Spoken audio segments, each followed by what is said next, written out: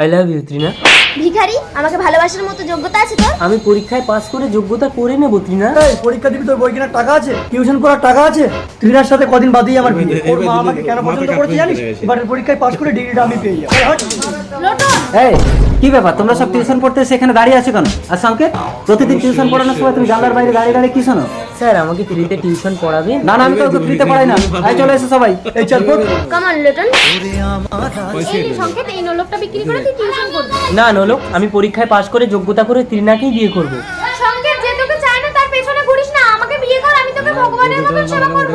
ডাকলেই ভগবানকে পাওয়া যায় না নোলক। আচ্ছা, তোমরা সাইন কস স্ট্যান্ডার্ড ফর্মুলা জানো? না স্যার। এই কেউ কি মাসে জানলা দিয়ে? এই সবাই বেরিয়ে এসো তো। এই চল চল চল। এই ধর ধর, প্রতিদিন টিউশন পড়ানোর সময় জানলা দিয়ে ওকে মিলে সব শিখে নেয়। আরে কি করছো? ও তো মরে যাবে, ছাড়ো, ছেড়ে দাও ওকে। এই চলো চলো। সংকেত, তোর মাথা ফেটে গেছে।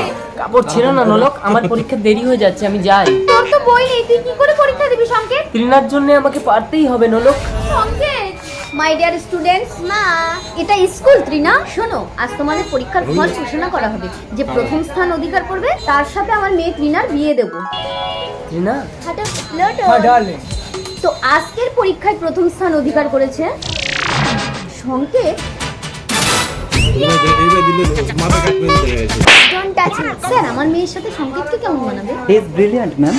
সংকেত, ডোন্ট টাচ মি। সংকেত। হ্যাঁ নোলক, যারা সময়ের ব্যবধানে সুযোগ খোঁজে তাদেরকে এইভাবেই বহিষ্কার করা উচিত।